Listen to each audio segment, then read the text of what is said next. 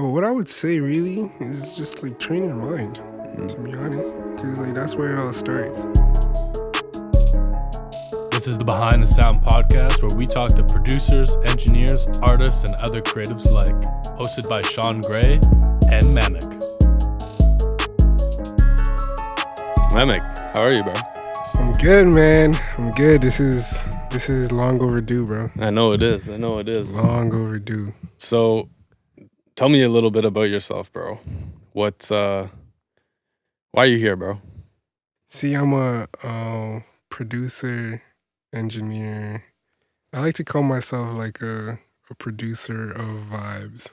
A producer of vibes. Okay, I like that. Cause like I don't classify myself in a box Okay. as just like a producer of music. Cause like I'll help people produce videos and other things too. You know what I mean? Okay. So it's like just a producer of vibes. Okay. You know?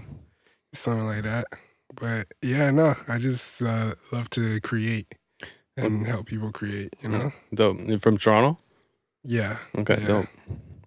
So, there's this funny story, okay? There's a really funny story that I have. Talk to me. So, you reached out to me on IG to come sit on a recording session. Tell me why you reached out to me about doing that. So it's actually crazy, right? So I wanted to learn engineering during the pandemic, right? And I was like, if I'm gonna be able to be the producer that I want to be, and not just be Mr. sitting at home making beats in my bedroom and shit, like there's nothing wrong with it, you know what I mean? But it's like I always thought bigger, and I was like I need to be able to know how to engineer if I want to be able to like really be a producer. Mm-hmm. So I came up with that. I'm like basically manifesting it at that point. And then I see like a sponsored ad on IG, right? I see a sponsored ad of I think you had posted you're like taking sessions. You're like taking sessions. It was for artists. Yeah. I remember right? doing that. Yeah. It was for artists. And I'm like, damn, I'm not an artist, but like I would love to learn the craft. So Okay, like sick. I'm like, let me just ask anyways. If you say no, you say no, you know what I mean? Mm-hmm. But it's like I was like, yo, I was like, I'm pretty sure I said, yo, I'm not an artist, but like I would love to sit in and like just learn from you and like be like a fly on the wall, you know? Bro, I remember when I got the DM actually, and I wish I had gone back and read the actual DM so that we could have it today, but that's okay. So you pulled up to the first session with me. We were working with one of my local artists here, and tell me what that session was like. What were you learning, bro?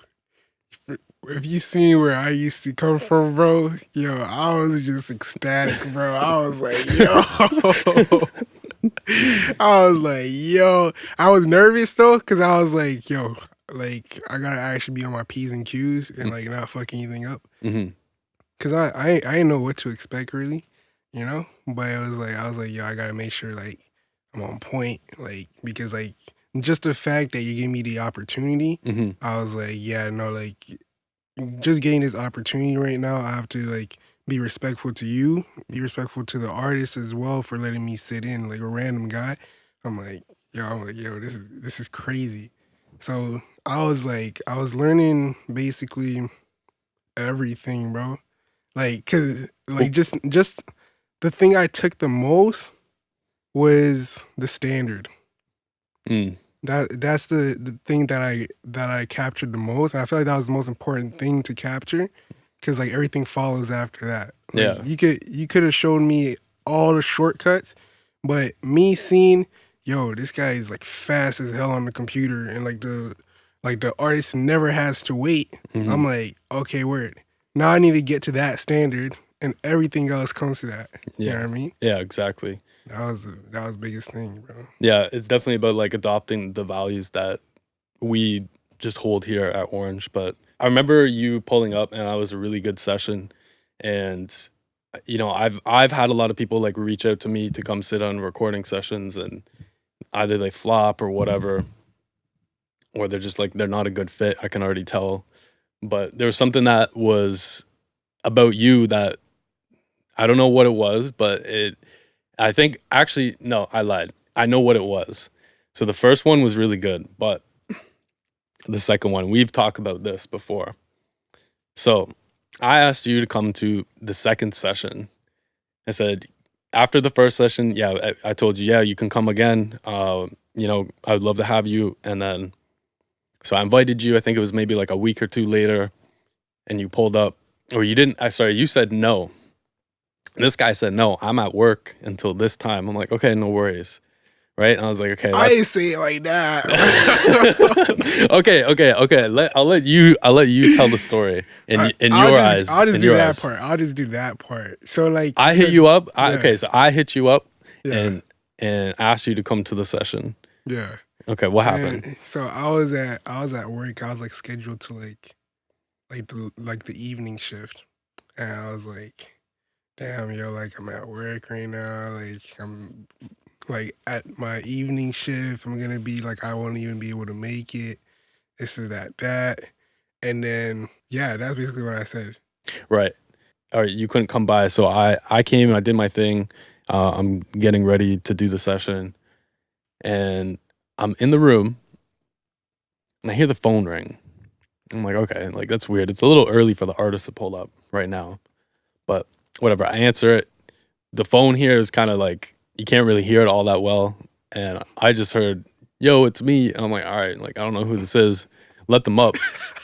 This guy walks in, and I'm like, oh shit! Like this guy told me he was not coming, and then he pulled up. He didn't tell me he was gonna actually come.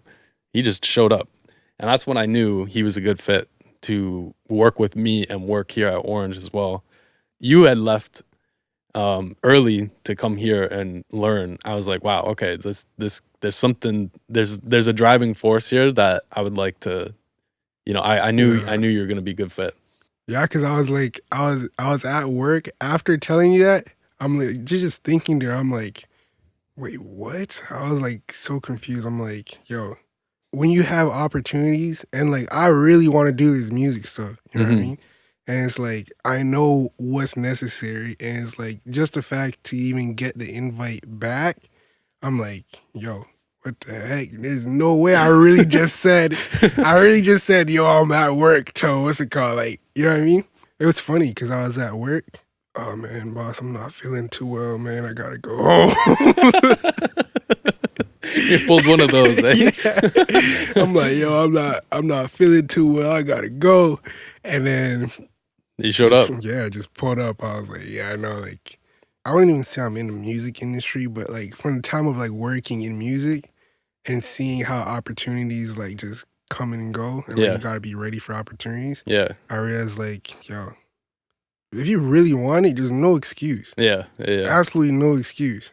It's like, I don't care if I was in a meeting with the president. If I want to be a producer, I gotta be at the session. What am I doing? Like, what am I talking to the president for? Yeah, even though you were still learning engineering, you Yeah. like you came to learn engineering. Exactly. So I think that's a good place to kind of transition. So how has learning engineering taught you how to become a better producer?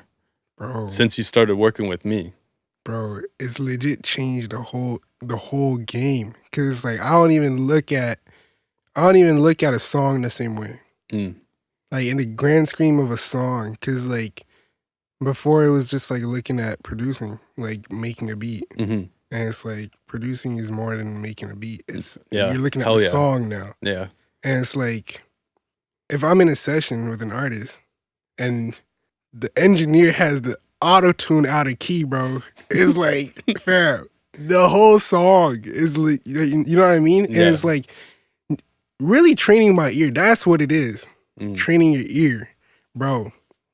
With engineering, the fact that like it's so particular and like everything is like, it's legit micro movements. But it's like, I remember the first time I was in a session with you, you're like, yo, bro, you hear that? You hear what it does? You're talking about like a plugin, like an effect, right? Like I think you did like an EQ. You're like, yo, like you hear that? This just cleans up this. Mm. And then at the time, I was like, I'm gonna be honest, bro. I did not hear it, bro. I think that's everybody I did though. When not they hear first it. getting into engineering, that's everybody. They have no idea. I did not hear it, but I was like, oh yeah, no, that makes a big difference.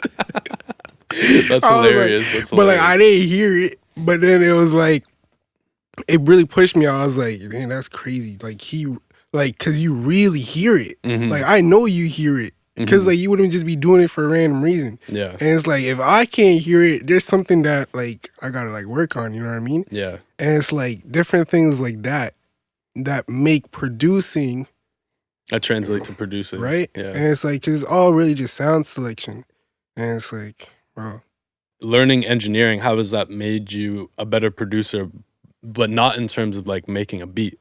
In terms of like communicating with artists, like recently I started being in sessions a lot more with artists, Mhm. and like not even engineering, not even making the beat, legit just being there to be able to be that communicator with the artist. Yeah. I think And, that's what a good producer can do, is knowing when to, you know, when they can lay down some drums, when they can lay down some chords or whatever, or as simple as, you know, giving some vocal direction and feedback to the artist. I think helping that's some confidence too, yeah. like things like that. It's like because the big thing I noticed just learning from you, and like it's like when you're with an artist, it's about you're trying to get the best take, Mhm. and it's like I come from a sports background, so it's like coaches aren't like really gentle with you. They're like, yo, do it.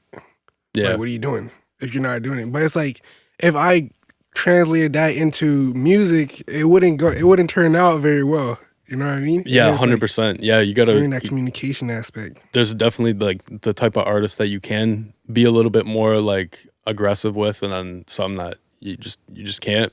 They're a little bit more sensitive. So yeah, you definitely got to be careful there. And there's nothing wrong with that. There's nothing wrong. It's just about knowing how to. Yeah, like you said, you're a vibe creator, right? That's Yeah. at the end of the day. You know, you have to, as an engineer, as a producer, you need to know how to read the room and you keep that vibe going, whatever the vibe is, right? So I think that's super important. I feel like that's the most important thing. I think yeah, it's 100%. It's the most important thing because in my opinion, it all starts with the room and the recording. That's where the song starts to start breathing, if that makes sense. Exactly. Right. So and then how it follows, then it gets to the mixing, right? And then you know that I think it's important to understand, regardless of what you want to do and where you want to go in the industry. I think it's very important to like learn how to sit in a room and sit in a recording session and be a part of creating vibes. Yes, bro. Being a part of creating vibes in the process. Okay. What was the first song you heard that made you want to get into producing? I know this is a tough one, bro, but I know it's there. I know it's there. It wasn't a song. No? It was because I'll tell you the story. I was in high school and like I always like my older bro, he used the FL like here and there, like when I was just like a kid. So like I've seen it before, but I've never really used it myself. Mm. But like just have that in the back of the mind. So I'm like I've already seen like FL before. Mm-hmm. But I ended up going to in high school. I ended up going to a Roddy Ricch concert, Okay. right? And then I was just in the concert, right? And I was like, just like listening to the songs and everything like that. And then it's like, it just felt regular. Like it felt like music. I love music and I've just always been listening to music. And then he had played, like he walked onto the stage and then he played Perfect Time. Like he like walked to the piano and he's like, peanut butter skis, perfect time. You know what? Yeah. But it's like, he walked to the piano and played that joint. And then legit had like the guitarist playing like riffs like crazy and everything. And at that point, I was like, yo, I want to be a producer. I want artists performing like my joint like this. Damn. You know what I mean? Yeah. Like just like the way I was in the crowd, like looking at it, and I was like, after that show, I legit went on Genius. I'm like, yo, who's the producers? This is that. Like just of all the songs, and it's like that just inspired me. I'm like, yo, I want to be able to pull up to a concert and hear like my joint play. Yeah. How old were you when that happened? I was probably, I want to say 18. 18? Yeah. You started producing when you're 18, eh? Yeah. Okay. So what do you remember like downloading FL and all that for the first time? What was that like? So I was using my older bro's laptop here and there. I didn't have my own laptop. So like I would like use his laptop whenever he's not using it. And it was like just here and there. Mm-hmm. And then for my birthday that same year, he gifted me that laptop because he got like a new one. And then he had like Logic on it, and like he had like Logic and Ableton on it, and it's like there's nothing wrong with those. Like you can still make beats on it, but like I had always used FL, Yeah. and like FL like made sense to me. So like I had just like downloaded FL on it, and then yeah, like it was really simple. Like I had used FL like seen it before, Okay. so it's like it wasn't like it was crazy new. But like just the fact that I would download it and like I had my computer, I was like, yo, this is lit. I was for the longest time I was on the demo version though. So I couldn't save any FLPs, and at the time I didn't know about Shit. bouncing tracks. I didn't know what that meant. Oh damn. So I was like making the FLP. I was like, yo, come hear this before like it's Before- gone forever. I like come hear this before it was gone forever. Do you imagine if that was still a thing today? Bro, I still treat my FL studio sessions the same way. I don't hit save, bro. It's bad though. It's bad. Yeah, you definitely gotta control S, bro. Come on. Yeah, Or bro. Command S, whatever. Dang, this guy said control S, bro. Are you an engineer for real, bro? Command S, bro. Come on. Command S. Okay, so what was like the next stage in your in production? So you're learning how to produce, you're learning how to like make melodies and drums and this and that. What were some of the driving forces that then got you to get a placement with NorthsideBenji? The pandemic, really. Oh, if I'm being honest, like I was already like kind of like, cause I used to listen to a lot of Young Boy, Okay. right? Young And Boy's then, hard. Like this is like old Young Boy, like melodic Young Boy, with like the pianos and like the wow wows. You know what I mean? The Wawa. Yes, bro. Like those. And like I had looked up who the producer was on most of these tracks. Cash Money AP was. Yeah. And Cash Money AP had a YouTube channel. Like he used to be on like live making beats. Right. Like all the time. Yeah. I remember. I used to I remember just those days. watch it. You know what I mean? And I was like, the longest time I was just making, I was pretty much making Cash Money AP type beats. Mm. You know what I mean? And like I was in that type beat phase for like a very long time. And then it kind of just like developed and developed. And this is actually a crazy story. I haven't told anybody this before. But like this is still around the time I'm in high school.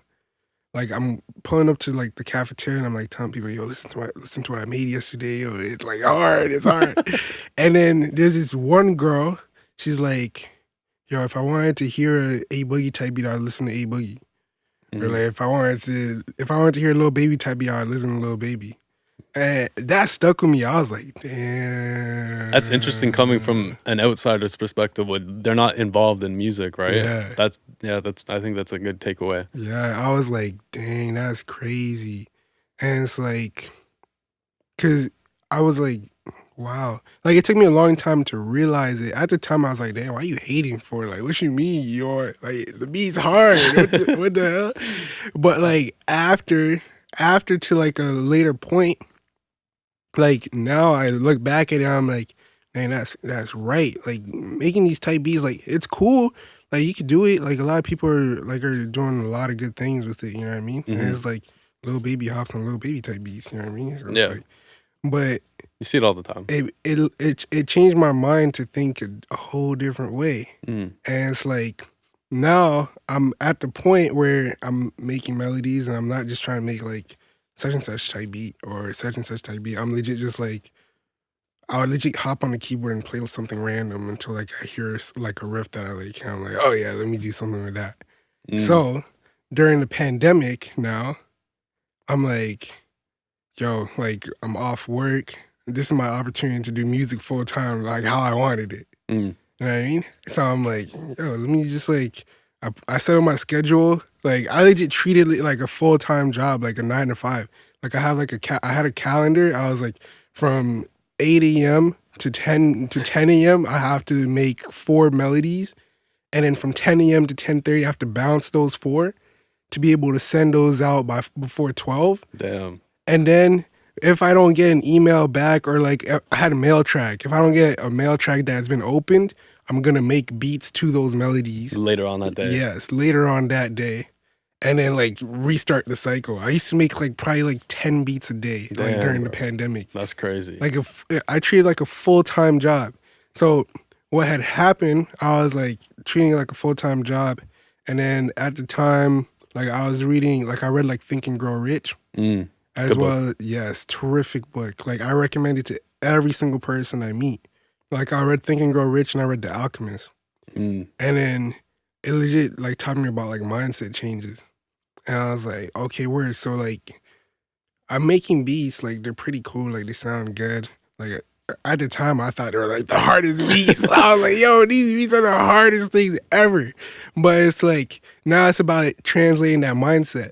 And I was like, okay, word. So now I'm like, yo, I gotta reach out to other people and be able to like collaborate and get my beats out. Right. Like I have like all these beats on my computer, but like, what are you gonna do with them? What am I doing with them? Yeah. You know? And it's like I started like reaching out to people, and then I saw like CR. He had posted on his story that like he was looking for melodies, and he was like he didn't say like, he said like super melodic melodies, and it's like all I did was make melodic stuff, bro. Like I didn't even make like super hard like trap stuff. It was legit like pianos and guitars, and you know what I mean? Nice. Like vocal chops. Nice. And so at the time I'm like, yeah, let me just send him some stuff. And then I sent him some stuff, and he hit me back like probably like 10 minutes later on IG. Like I get a follow back. I'm like, okay, weird. And he's like, yo, we gotta like work. We gotta like, yo, send me some more stuff. This and that, dad. Like we're just like talking and stuff, you know? And then at that time, like it just like goes like, it just keeps going. So like we keep collaborating and like keep sending each other stuff and everything like that.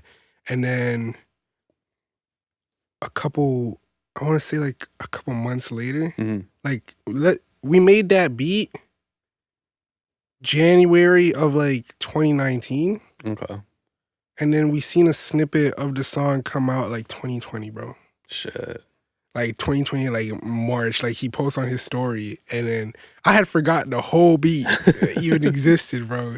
Like he does like we see a snippet like NorthsideBenji, and we're like, yo, this is crazy. And at the time, I was like, I heard stories about like songs being like snippets and then never dropping. So I'm like, bro, like that's cool. You didn't treat it like, as like that you actually got the placement. Like that's not. I don't count it as an accomplishment yet.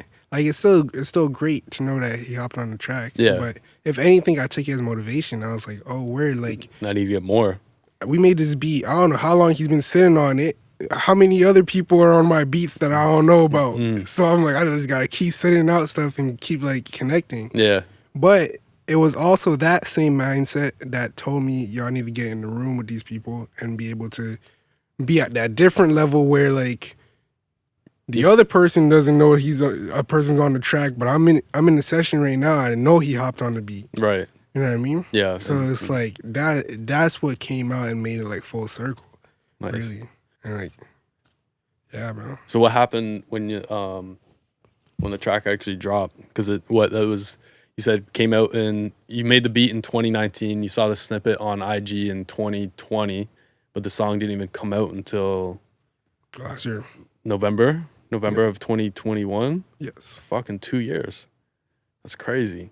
Right. But how did it make you feel after, like, you know? Because at the time, would you say that was like your biggest quote unquote placement? 100%. Yeah. And it's like, even like, I don't have like a lot of songs out. Mm. So it's like, when people are seeing, like, if people look at my credits, it's like, I don't have like a lot of people have a lot of songs out with like local and smaller artists and everything like that.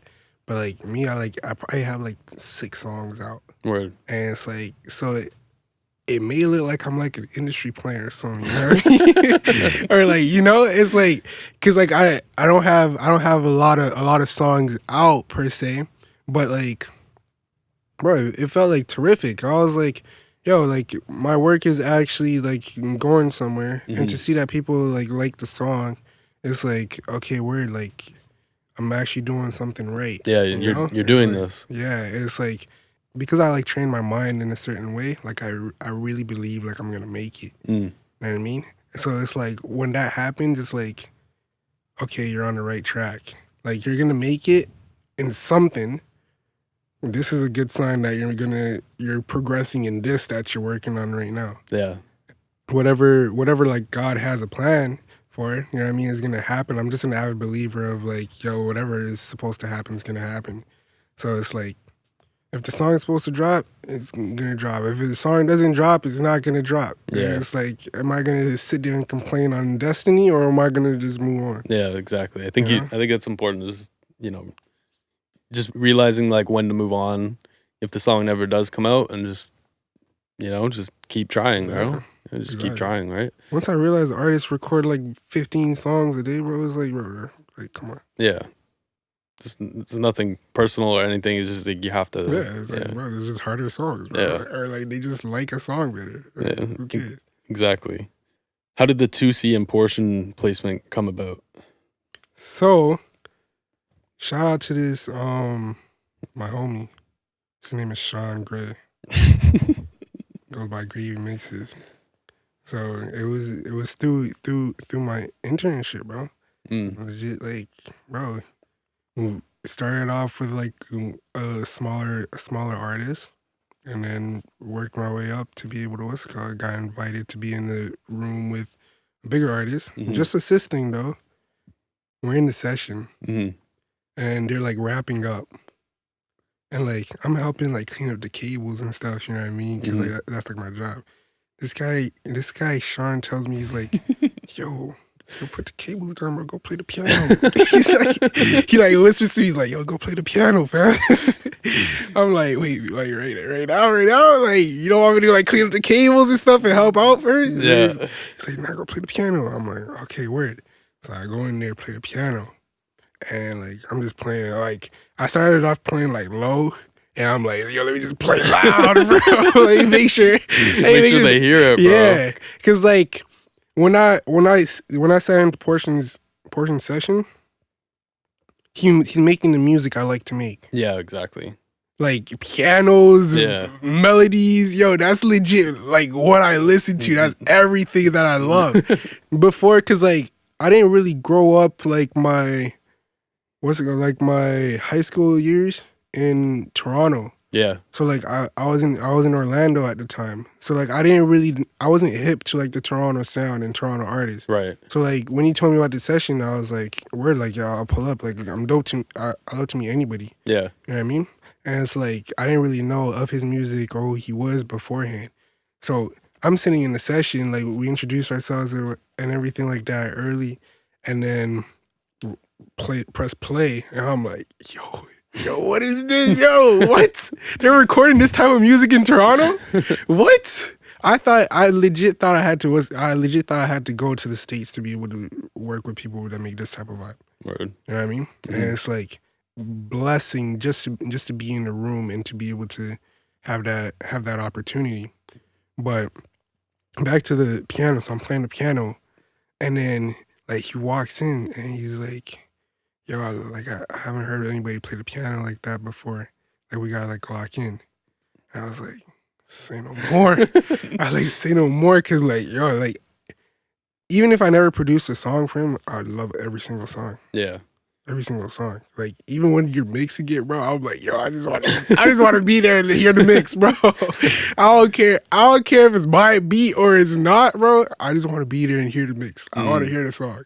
Like, because his songs translate and they're legit doing what like I want to do with music. You know what I mean?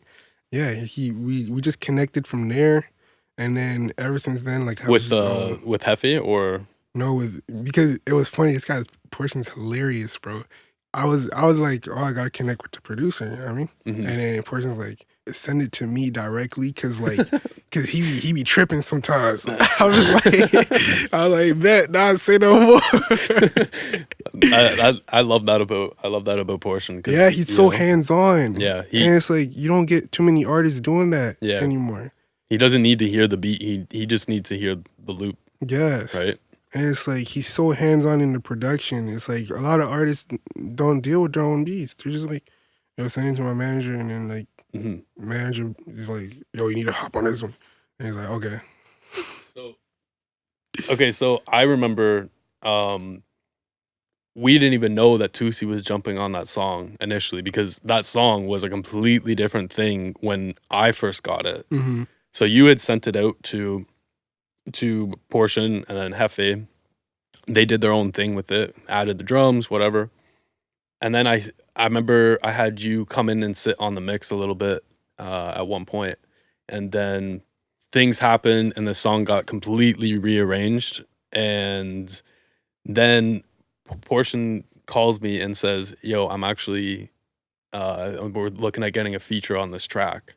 Can you like make me a verse? Can you like leave an open verse? And we were in constant contact and trying to figure out who's gonna hop on there. But yeah.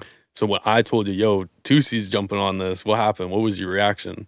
Bro, I was like ecstatic, because if you seen my YouTube channel when I was making tight beats beforehand, when I still had like the YouTube up, it was like for like 2 years it was probably just Toosii type beats. Damn. Like literally, like just like Toosii type beats. Cause like I remember the first time I heard Toosii was and Chamberlain's a producer like in Atlanta. Yeah. He had went on live while they were recording a record.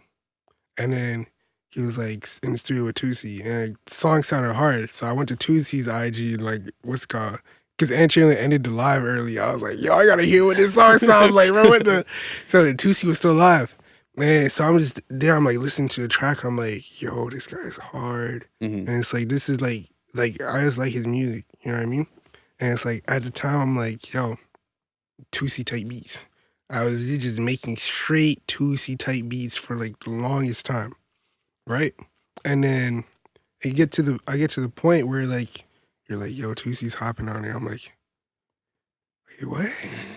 I was like, and it's like I'm one of those people, like I get excited, but like I still keep it like inside. You know what I mean? And it's like I don't really show too much of my excitement, because like when it drops, then I'm gonna really like, you'll feel it. Take it. It's take real. It in, you know what I mean? Yeah. It's like, yeah, even if he hops on it and it never drops, like it feels good. And it's like I'm like, it's a blessing, you know what I mean? And it's like, especially if I have the opportunity to hear it, because like I just like music. Yeah. So it's like whether it drops or not, like a lot of like what I listen to right now is just unreleased stuff. And it's like whether it drops or not, I just love music. You know what I mean? Just the fact to hear that he hopped on it and that like they're looking to actually like really like drop it. Like just being able to even like a lot of people don't have that inside scoop. You know what I mean? Like if I was on the other end and like just like sitting there, didn't even know Portion did a song to the beat, and then to find out there's a feature on it, you know what I mean? And it's like that's the whole thing I was trying to move away from, because I had experienced legit that side of things with like the NorthsideBenji thing. Right. Hearing it now, I'm like, yo, this is crazy. Like I'm like really progressing through like what I wanted to do. It was lit, to be honest. I'm like, yo, I'm like, this is absolutely lit. Just the fact that I heard the song. Yeah, because I called you like, yeah. What time? Well, it was fucking late, man. Bro, it was like 3 a.m. It was like 2 a.m., 3 a.m. I called you. I'm like, yo, I got the Toosii verse. Yeah, I was like, yo. I'm like, yo, put on listen to, bro. I want to hear it, bro. It was so lit though, because it's like, yo, like It's a surreal feeling. Yeah. Yeah. And it's like, I want to be able to create that feeling for everyone. Yeah. And over and over again. Yes. Yeah. Right. It was a blessing. I'm not even gonna lie. So, what's next for you? Are you trying to get more big placements? What's your goals as a producer right now? So right now, it's crazy. I was literally just talking to somebody about this. I feel there's a shortage of vibe music. So you see how I was telling you how like I just want to create a vibe. Mm-hmm. Like music right now is good.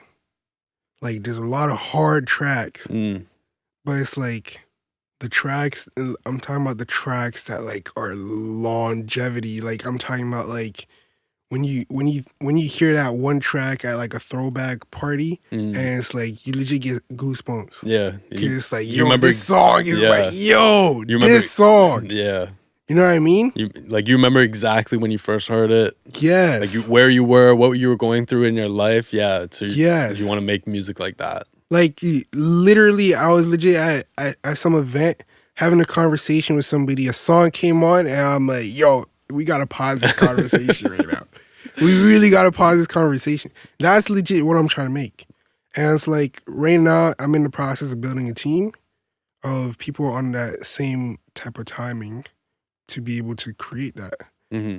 And it's like, it's about finding all the pieces and building it together of people that, because a lot of people have different things they're doing music for, and there's nothing wrong with it. Like, people got bills to pay, people gotta live lives, legit, you know what I mean? Mm-hmm. And it's like, I'm just looking to be able to create that vibe and be able to get a project out from start to finish where like, imagine you have goosebumps for 30 minutes. Mm. Right? It takes a different level of, that's why right now I'm building myself up to be the producer that I want to be able to, when I'm in the room with, let's say I run into that person that it's meant to be, and like God will put across my path for us to run into each other. Like I have to be the person that I'm supposed to be at that time to be able to really make that happen, you know what I mean? Right. So it's like right now, my short-term goal is to build myself up to be that person. And it's like that's why I'm learning engineering and making sure I'm getting good at it. Mm-hmm. Like I don't want to just like know the bass on me, able to make sure I'm good at it. Because to be able to make a vibe for 30 minutes for goosebumps, you're gonna need a good ass engineer. Yeah, like engineering. I think a good producer can come up with good mixes. Yeah. Like not just being the beat maker who slaps together some drums. Like that's cool and all, but like if you can really mix like a vocal and mix the drums and like get that vibe going, I think that's super key to becoming a good producer, is just at least knowing like how to get at least a good mix going.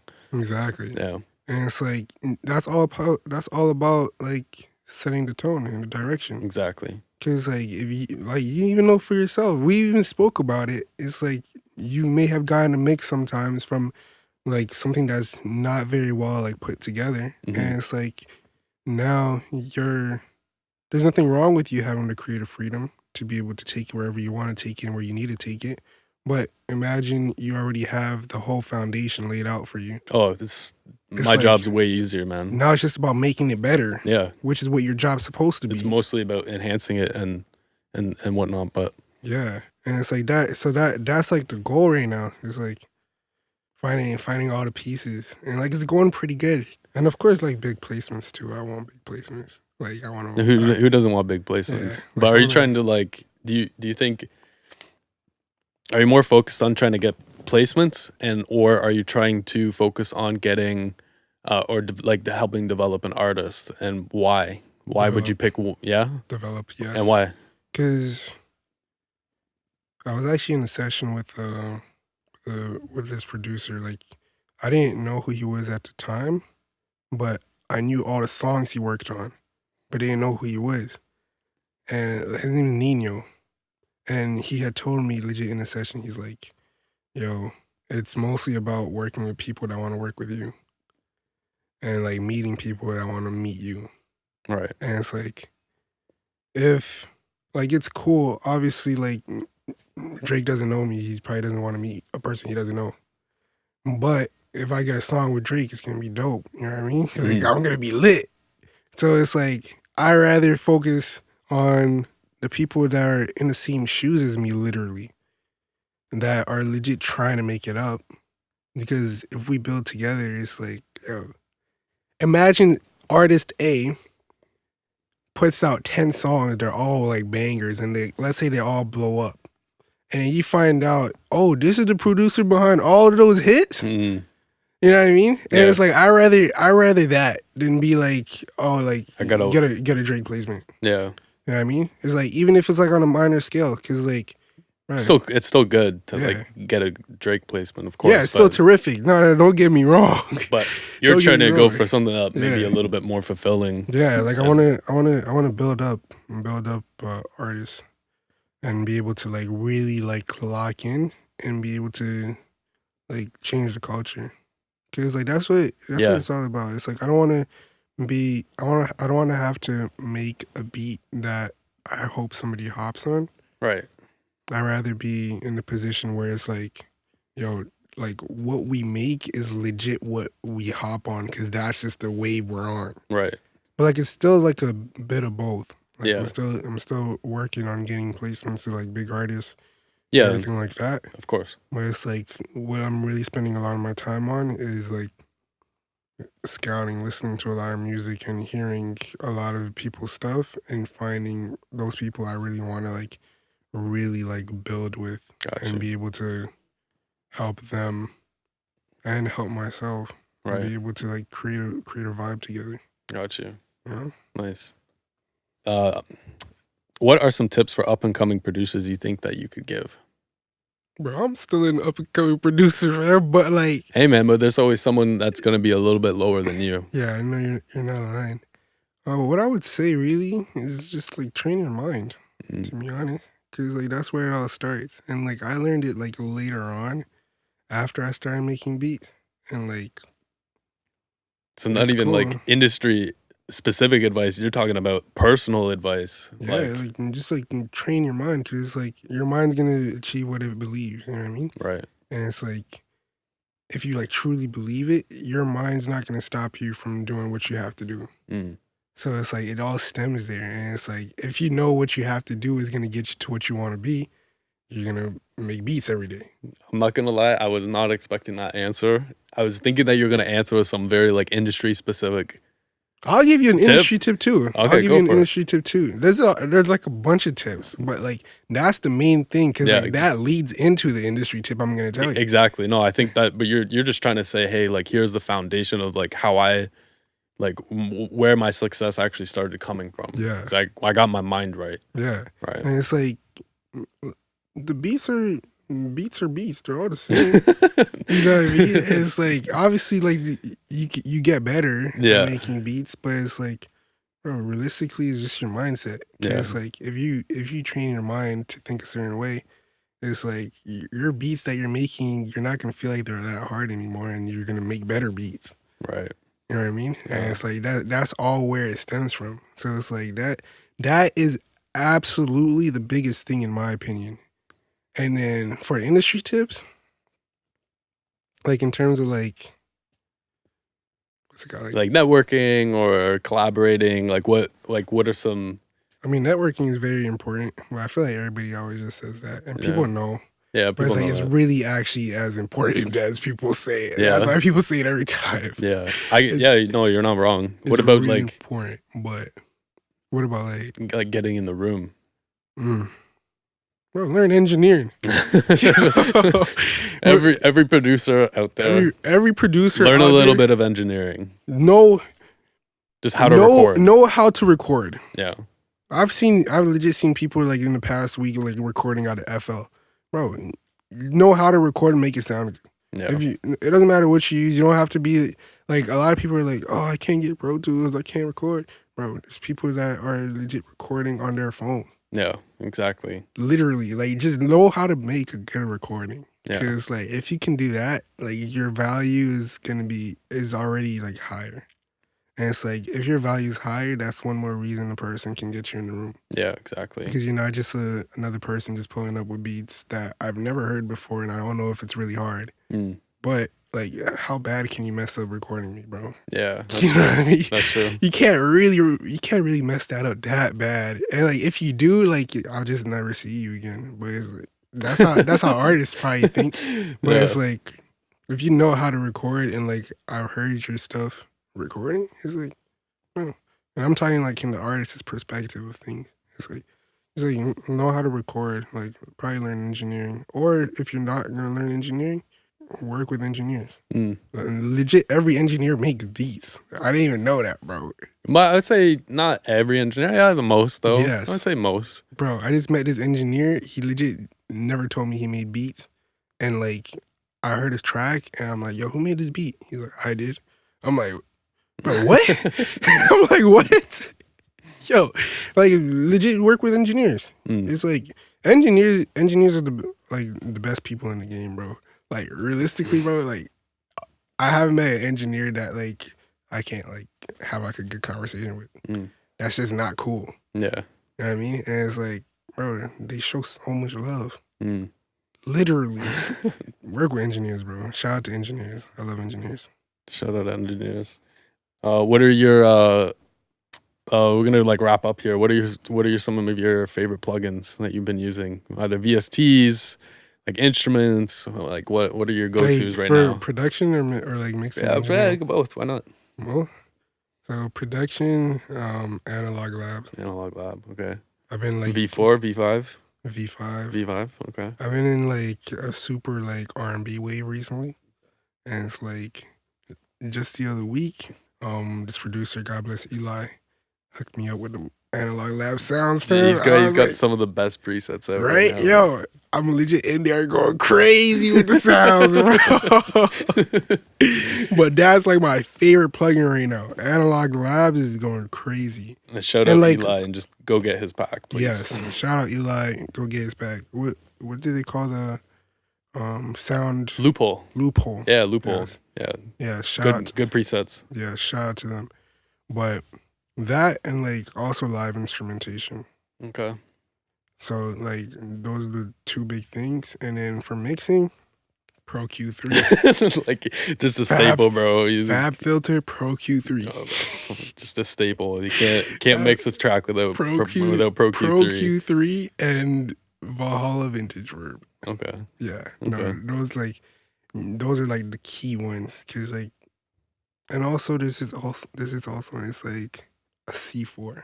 C4. This guy likes a C4, right? I like the stock. I'm not a fan of multi-band compression anymore, but why? I'll let you have it. Nah, C4 is sick, bro. Okay. Yeah, bro. those are like my favorite ones. And it's like those ones are like to get the job done. Yeah. It's like I was working on the mix for an artist, and I didn't like how it sounded in the end. I was like, yo, like this isn't sounding how I wanted it to sound. And like while I was mixing it, I was like, yo, it's getting closer and closer. I'm loving it. And I sit back and listen to it. I'm like, dang, this isn't really sounding how I wanted it to sound. Turns out I had like mad stuff going on, and I legit like mute everything out, like deactivate all the other plugins, and just keep like the simple stuff. I probably have like 3 plugins on me. I'm like, yo, this sounds terrific, bro. Yeah. And it's legit Pro Q, C4, and Valhalla, bro. But it's like each track requires different things, right? Yeah. But it's like those are my key ones. Nice. Those are essential. Like if you're gonna start mixing, you need to have Pro Q, and you need to have reverb. You don't have to use Valhalla, but like Valhalla is just saucy. A good reverb. Yeah. Okay. All right, we're about to wrap up. So I just want to shout out you for coming on today and starting this podcast with me as we flush this thing out. So looking forward to new beginnings. Thank you, fam. Thank you. This is a great experience. Go follow me on the gram. Oh, yeah. At one Mamic. And then follow my boy Sean. At _gravy mixes. Yes, sir. Peace. The Behind the Sound podcast was recorded at the Orange Lounge Recording Studio, located downtown Toronto.